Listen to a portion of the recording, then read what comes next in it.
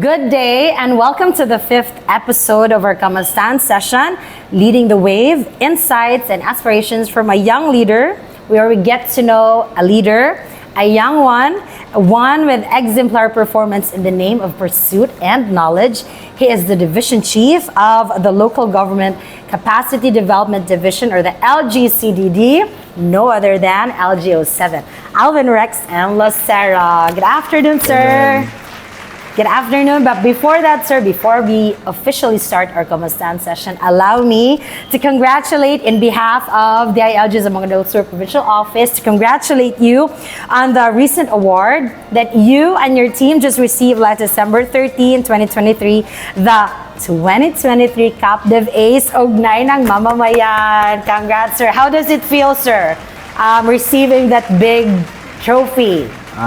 We feel fulfilled because it's a validation that we've been doing the right thing in the LGRC. I think LGRC has reached already a lot of communities, sir. So, with that, allow me to let's already start our interview proper. So, this is about your journey, sir, of becoming a leader, a young leader in the department. Recently, we just had our SK election. And this interview or this episode might help and inspire these young leaders. So, sir, can you share your journey to becoming a leader or a division chief in LGCDD? This journey is actually daghan siya mga pinagdadaanan, yung mga stages, no. It's not an overnight job. Okay. Certainly dili sa yon ang journey. But I started my leadership journey way back in college, no. I started in the Student Council. So I was a two-time president of the University Student Council of Western Mindanao State University.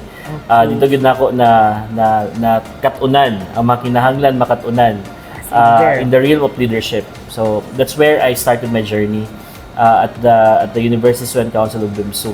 Mas daghan pa ako nakatulan sa Student Council kaysa sudod sa eskwelahan. Murag ako ga-permit sa eskwelahan na ako kanunay sa opisina sa University Student Council. So I was able to learn building people relationship and of course other skills na kinahanglan nimo para may mo kang successful leader. So that's my entry point on leadership. After that, I went to the department. And I entered the department in 2015 as LGO02. Okay. So it's my 8th year now, no? In the department. So I started in the Local Government Monitoring and Evaluation Division as DRR focal person, and after that, I was entrusted to become the Assistant Division Chief of the Local Government Capability Development Division. And after a year, I was promoted to LGO07 as local government as Chief of the Local Government Capability Development Division. So that's my journey of leadership dito sa department. Wow, that was really from sa imong kabataan days pag yun, sir, no? Yeah. Until yun 8th year in the department and you're already the division chief. But we really see you, sir, how visionary you are and how focused you are on knowledge and all that development. So, being a leader, sir, naman kita ginatanaw, no? Na kita gina-look up to. So, what or who is your inspiration to pursue a leadership role, say, at a young age? Way back kung student pa ka until now, kinsa man imo gina-look up, sir, nga leader? Nothing in particular. Wala ko'y icon ng leadership, no. So, nothing in particular. Wala ko'y tawo nga gihimong icon, leadership icon nga gi-pattern ako ang leadership style. But akong inspiration yun to pursue leadership position is, of course, sayo mo ko na namulat ba sa realidad, no. Like for example, I was able to see the social ills of the nation. And usa na sa mga push na ako, no, nag-drive to really pursue a career in government service. Ako rag yung intention is just a career in government service. I was not aspiring for leadership positions within the department. So kana siya is more of kanang pasalamat na buko sa pagsalig sa atong regional director nga nakita niya ang atong leadership potential. But ako, I don't have a specific aspiration to pursue a career, a leadership position within the department. So, but ako at the start, enough na sa ako nga dunay career in government service where I can put my learnings when I was in the university og makahimo pa og difference in the lives of our fellow Filipinos. So mo gyud na isa sa mga inspiration why I'm still in the job, working for the people, working here in the government. It's really to make a difference Yeah. in the community, sir. But I think your style, sir, no magawas should naturally ang leadership. It's how I see it. It's naturally nga magawas gyud siya, sir. So let's connect this to your FB post because I saw in your FB post yesterday. It's quote unquote. Follower ha? Yeah. Quote unquote na great leaders are not the best in everything. Yeah. They find people who are the best at different things and get them all on the same team. So with that being said, sir, unsa man ang imuhang leadership style and your principle? Because you caption it also nga always your principle. Na, ako gusto ko to be remembered as an empowering leader. It was about, ako magod, I believe that the success of leadership is kung ma-create ka og other leaders. So it should be one leader equals 10 leader, one leader equals 10 leaders. Okay. Kada bang imo bitang na you're able to train someone to sustain, no? To sustain kung unsa imong nasugdan. So for me, that's a success in leadership. Muna nga ako, I want to be remembered as an empowering leader. I want to be remembered as a leader that drives the creativity of the people around me. Kay para sila puhon-puhon mahimo sang sama nako. No? And I want to be remembered as a leader nga that builds an environment that for creativity and collaboration. So ingon na gyud ang gusto nato mahinumduman ta, no. Para sa kuha mangod kanang leadership is that dili na siya pabraytay, no. Okay. Dili na siya pamaayuhay, no. Pero for me, leadership is pamaayuhay modala og tawo. Kay para ang tawo maoy mo tabang aron ma-improve ang inyong performance. So muna buot pa sa buot atong post ako yesterday that ang usa ka leader, ang iyang trabaho is not to be good in everything, but ang iyang trabaho mangita og mga tawo nga maayo in a specific task, o kung imo na siyang i-combine, mas dako na siya kahimuan sa organization. Yes, so, yes, right. Right, it's a different, for me, a different definition of leadership because we always have authoritative leaders, democratic, and then I see this, yes, possible yun siya, sir. And I think I see that in your team sa LGCDD nga, lahi nga skills but they emerge na-apply mo na individually. sa LGRRC, no? Segue lang ko sa LGRRC. Ang LGRRC magod sa Region 9, we see ourselves not as having the monopoly of knowledge, no. Yes, So ang atong yung pagtuo nga si DILG is just the one brokering the knowledge, but ang tanang expertise gikan sa atong ubang mga partners. So yun na sa gyapon ang konsepto nag-i-apply nito sa organization, no. The leader do not have the monopoly of expertise and knowledge. Ang iyang trabaho is to identify people nga nag-possess ani expertise and pulling them together and hangtod nga makahimo ka og impact sa imo organization. Yes, I think it's an effective way also, sir. Yeah. Thank you very much, Sir Alvin. It gives me a new pananaw and definition of leadership. Thank you, sir. Pero let's go to the qualities, mga key qualities, if you have specific key qualities that make you or that makes one a successful leader. Okay. Ako, ang pinaka number one yun akong ginalantaw is, does the leader have a vision? Yun ang pinaka number one. Because for me, mo na yung pinaka-fundamental. Naman na sa Bible that kung usa ka leader walay vision, wala gyud padulungan. So, muna nga akong ginalantaw una sa usa ka successful leader is kung doon na ba siya vision, na ba siya pananaw in the future. Everything starts in a vision, no. Kanang mga kada mga nakita nato nga mga dagkong butang in our society right now, it all started with the vision. So it all started with the abstract nga idea sa sulod sa hunahuna sa usa ka leader hangtod nga nahimo siyang realidad, no? So muna siya nga in order for a person to be a successful leader, dapat doon naging siya vision, na siya pananawon sa unahan. Asan niya gusto dalon niyang organization? Asan niya gusto dalon ng iyang mga tao? Asan niya gusto dalon? Gusto niya nga direction 5 years or 10 years from now or 20 years from now or 30 or even 50 years from now, no? That's the longer the vision, the better, no? Kay para makita, ma-anticipate nimo kung unsa gyud ang mga angay pa gyud nimong buhaton in the long run. So, mo na pinakauna, a leader must be visionary.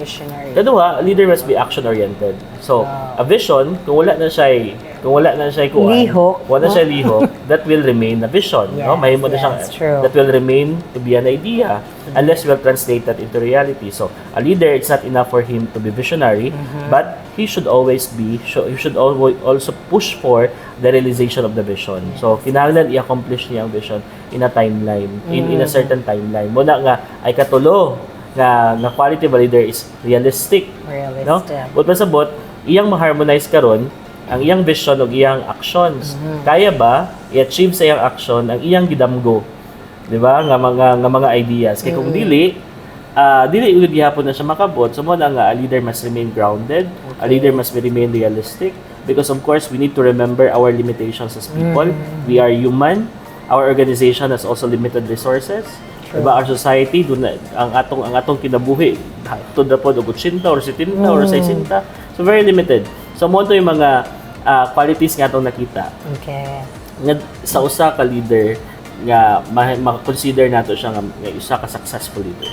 Wow. So it's katalan dala sir, visionary, you are action-oriented and realistic. Wala yung mga major. Pero daghan paglain. Kaya pa siya nagsanga-sanga. Daghan pa gina, sir. Thank you, sir. So, mingon ka on the first question, sir, nga, daghan ka agian yun as to how you get this far. So, what challenges have you faced as a young leader? Giyon sa man to nimo paglampos? Maka-cite ka og specific leadership experiencer nga nakatabang siya na siya significant impact sa imong individual growth or professional growth. You know, siguro this is true to all young leaders, no? Isa yun din sa pinaka-challenge sa mga young leaders nga in a group of leaders when you discuss, when you present ideas, naday stereotype nga ang imong idea is the inferior idea because you are just young. Gamay pa imong experience, dili pa imong nana ka taas ang imong kasinatian, di ba? So that's the normal stereotype for young leaders nga the idea that you are proposing is inferior to an idea that's being proposed by a seasoned leader, di ba? So muna nga we have to really look for ways on how to prove them wrong. Muna isa sa challenge. Saon nimo pagpakita karon that your idea is not inferior but at par with the idea it's being proposed by seasoned leaders, no?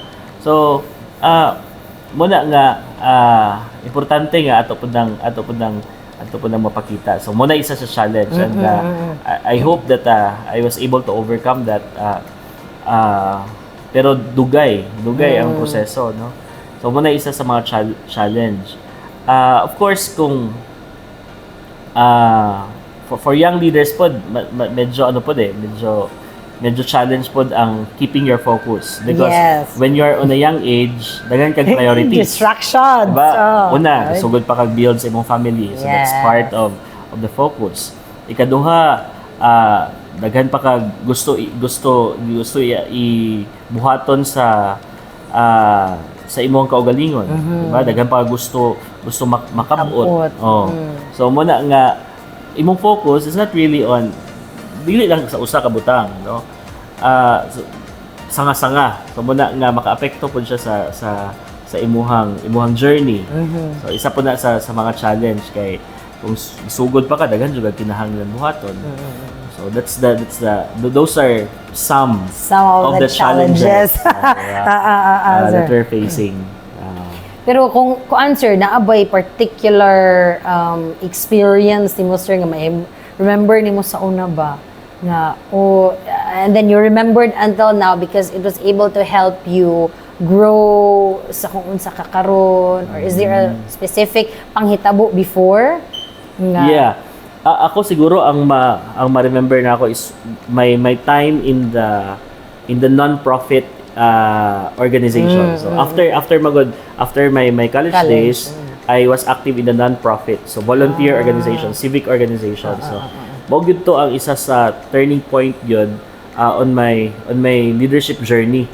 Kaya dito gyud nakatunan gyud ako nga doing initiatives without resources, without available resources. Kana yung wala gyud kay available nga budget, wala kay you have to build networks of people para lang ma-realize ang imong initiative. So, when I was after college, I founded an organization called Project Give. So that's Give stands for giving importance and the value of education. So we were reaching schools, we were providing school supplies to the schools, we were reaching these schools, we are capacitating them on other things nga dili nila makita in the usual classroom setting like arts, music, etc. So not dili siya purely dole out of giving school supplies, but we are also there engaging the community, exposing also the volunteers on the unsay realidad dito sa mga barangays nga ilang giadtuan, so that it's a wonderful project nga nasugdan namo before without any available resources. So dito gyud ang turning point gyud, no? Dito gyud ko nabaid gyud, no, unsaon pag build og networks, unsaon pag market sa idea, because ang una nimo is laway. No? Kinahanglan i-market ni mong idea. You have to support my idea, di ba? You have to make them believe and convince them. So because vital ang support sa mga tao for the success of the project. So pag sulod na ko DILG, katunang mga advocacy activities among gihawiran, dali na lang kayo because dito na ako nakatunan sa akong experience in the non-profit. Yeah, going back, Sir Dom, kuan pa kayo to? Young mind pa kayo? Fresh from nakuan pa kayo after sumurag grabe murag na baid ka da answer before kaning sulod sa team. Sige, thank you very much, Sir Alvin. We know man nga you are leading a team, you have your people kana sir, lahi man gyud na sila na professional, I mean their attitudes and behavior. So yung sa nimo pag-build and nurture, shall we call them a successful team dynamic. How are you able to build them? If that's what you call them, if you call them like building successful dynamic team. For me, maganda ka ng differences of individuals within an organization is not a weakness, but rather for me it's a strength. Maragog orchestra, banday ka lahi og tingog ng mga instrument, ang gitara lahi og tingog, ang trumpeta lahi og tingog, but when the conductor magsugod na siya og patingog karon sa orchestra, magtingog ang lain-lain nga instrumento, it produce a melody, it produce good music, di ba? So yung nagyapon nga team, bisan pag lahi na og attitude, lahi na background, lahi na sila og ideas, etc. But when you put them all together, you will produce a harmony, no?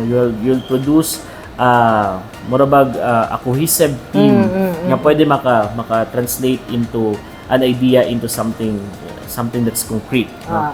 So inguna na ang gibuhat nato in that particular organization nga atong gi-harness ang ilang differences, atong gi-harness unsa ilang mga strengths, and then atong gibutang together hangtod nga naka-create sila og beautiful symphony of music. Dili man na malikayan pud ng differences within an organization agad na.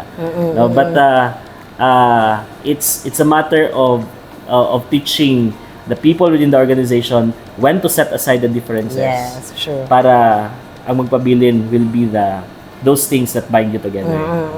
So it's creating a harmonious relationship out of their differences. Sir. Okay. So medyo from that team, let's go to your kanang gitawag og work-life balance. We know how crucial. We always promote this work-life balance. So we also know, sir, you're building your family. Your son is still young. So kanang how do you maintain this if it's still maintaining or ito ba?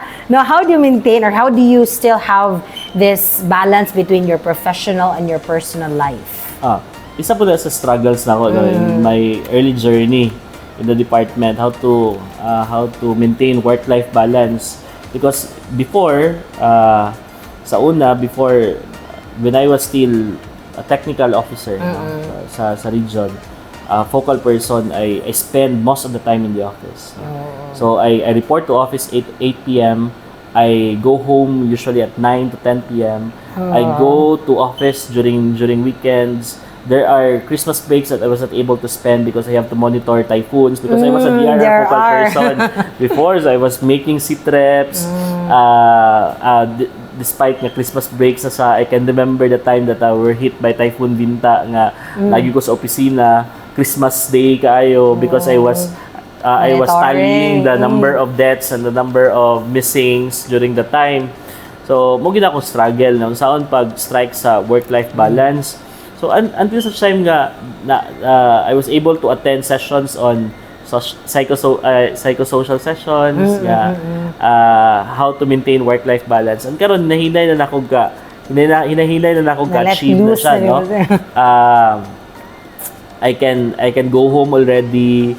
Pag human og bell, maka-uli na dayon ko. But there are times nga kinahanglan pod mag-extend beyond office hours, no? So, I can jog every morning. I can walk or jog in the morning. Dayon after work, wala na ko'y buhaton. So, gusto jud ko nga paggawas na ako sa opisina, ang akong trabaho mabilin sa opisina. Di na ako madala sa balay because I want to focus on playing with my kid, talking to my wife. So, yun na lang ang mga butang. So, ako siguro nalahi akong perspective when I got married. No? Malahi gyud imong perspective pag maminyo na ka. Of course, kinahanglan imong tantawon, sikasuhon. It's not anymore about you, na sila. So muna isa sa mga naka-push gyud for me to pursue work-life balance is of course the family. Kung tanaw pa lang ka sa imong pamilya, makahinuklog na ka ba nga kinahanglan yung mag-work-life balance, no? Balikan na nako to akong nakatunan during a session. I think that was an LJA session, no? Ayun siya nga, you work for you to live. Diba? Imong trabaho, nagtrabaho ka para mabuhi. Kung sa imong trabaho magpatay-patay kang trabaho, that will be a futile exercise of work. So, muna nga kuando siya, naka-change siya sa akong mindset nga. No? Kung patay na day ko, unsa na lay na lang nako ni, di ba? Unsa na lang ang pulos sa tanan, no? Sa tanan. Muna nga importante nga you have to maintain work-life balance. Naagyod murag kinanglan naagyod ta nang mindset sir no nga lahi jud si trabaho, lahi pud si person. Kinahanglan jud kabalo jud ka mo disengage. You have to disengage, no?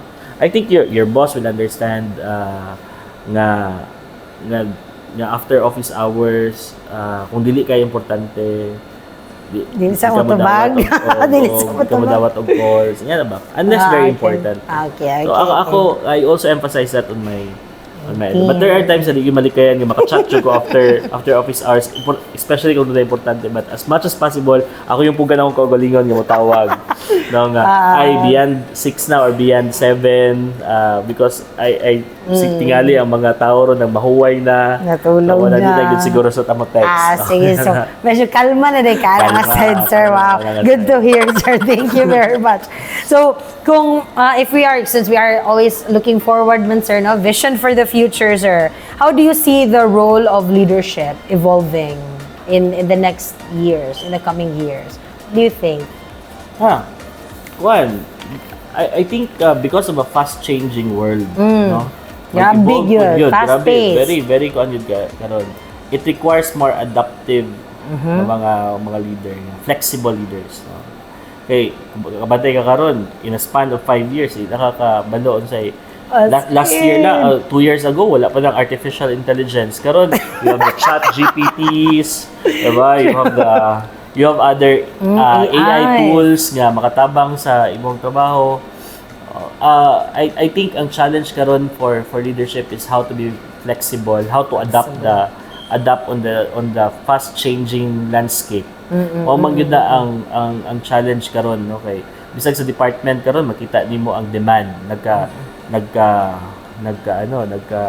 nagka-increase. Sa una ang reports pwede ra after 1 week karon kay mayuan kag report karong hapon kinahanglan maka-deliver na kapag kagabi di ba, or the next day, di ba? So yung nana na gyud siya kapas-pas. Ang LGUs pod tungod kay daghan kaayo mga issues nga gikaatubang sa LGUs, and BILG being the one mandated to strengthen the capacity of the LGUs. Magbag-o po ang atong role, no, kaya ang gi-expect sa tuwa because ganit kita mo capacitate sa LGU, dapat ang atong knowledge will be one step higher than them. The LGU no, di ba? So muna nga kung ang LGU pas-pas pud kayo katon, kita mas pas-pas og katon. Grabe ang challenge. Mo na challenge. So hinaot nga we can be able to build leaders that are more flexible and adaptive. Flexible and adaptive. Yes, I think it's quite realistic, sir. It's happening. It's happening already, I believe. So, kung naay lessons, sir, lessons nga unta na hibalaan nimo before. Na ba kay mga hopefully unta na ana ni nga lesson nako before. Kanang naa ka at the moment. And then were there lessons that you had learned earlier in your leadership journey? Like through the experience or sakto lang karong mga panahon na?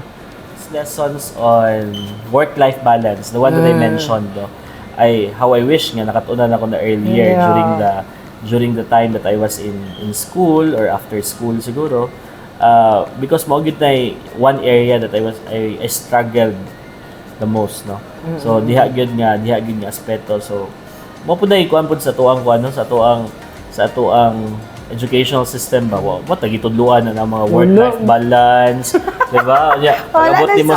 Pag-abot mo sa trabaho mo gyud pinaka-importante, wala tagitudluan og relationship building, wala tagitudluan og kanang time management. Diba, these are skills that are important in an organization, no? True. Pero ang itudlo sa tuwa calculus, tudluan daw. Of course these are useful things, but there are also useful things nga mas gusto unta nako nakatunan earlier when I was in school. So kani mga soft skills nga kinahanglan para mahimo kang well-rounded nga personnel or employee in an organization. So kay gusto gyud nato nga ako gusto ko personally akong advocacy gyud is we can be able to develop people that are well-rounded, no? But sa di lang kay mga bright, di lang kay mga kugihan, but also dunay taas og emotional quotient, EQ, di ba? Maayo mo market of programs, di ba? Maayo mo build og relationship with other organizations. So kana nga development unta ba nga ingonana ang atong ma-develop ng mga tao din na department. Sir, So di lang kay empleyado nga kanabang naipabuhat, tikal kaayo. We also aspire nga atong empleyado paguman sa iyahang journey sa department will become better. Yes. Will become a better person. Wow, okay.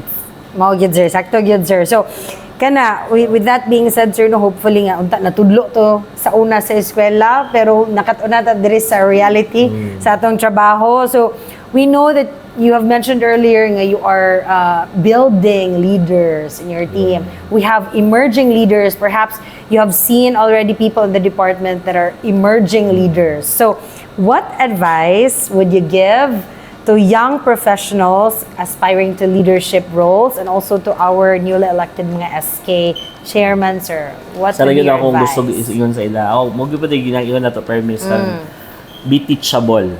Kana ra gyud. Bisan unsa ka maayo ang usa ka tawo kung dili siya teachable, dili gyud makaton. Diba? So and mo bitaw na nga principle nga if you want to accept new learning, you have to empty your cup because dili gyud ka maka-accommodate og new tea kung puno ang imong teacup, di ba? So you have to empty your cup and para maka-accommodate kag new learning. So that's a very important advice for our emerging leaders that you have to be teachable. we don't balik ta tong gingon nako kanina nga wala gyud tay monopoly of knowledge. We have to True. be we have to be what they call this, receptive of receptive sa mga advice, sa mga suggestions, mga insights, because it's True. where you will grow, no? So kay dili man nimo na makuha at once, di pud mo mabasa sa libro. Ang ubang mga learnings makuha ra gyud nimo sa imong mga nauna nimo, di ba? So mo na nga kinahanglan receptive pud ta ana. Dili kay kung unsa ato ang nakatunan mo na gyud to. Kung unsay atong nakatunan at first mo na gyud to ang imong dalon all throughout. No, you have to be receptive. Basta dahil sayop imong nakatunan. True. You have to be open for that. So isa ra gyud teachability. Kung ang usa ka leader teachable, he can do everything. It's like learn and relearn. Yes. Yes. Sir, detach, learn, relearn. Wow, thank you very much, Sir Alvin. Medyo nadaghanan din ang mga pangutana, sir. But it's very insightful. It's very inspiring, no? I have seen or I have heard from you, sir, nga lahi ang ato ang definition sa leadership. But you have, sa ako personally, you have given me a new definition of a leadership that we, from the differences, you can create a team harmoniously. And also, nakuha na ko, sir, nga you have to be flexible and adaptive in this fast-paced world. So, thank you very much, Sir Alvin. I hope that our young leaders and aspiring young professionals to become leaders have learned something from our LGCDD chief, Mr. Alvin Rex Lacero. So, sir, thank you. And that would be all, sir, for this day. Thank you so much to our Kamustan session. And this ends our Kamustan session. Bye!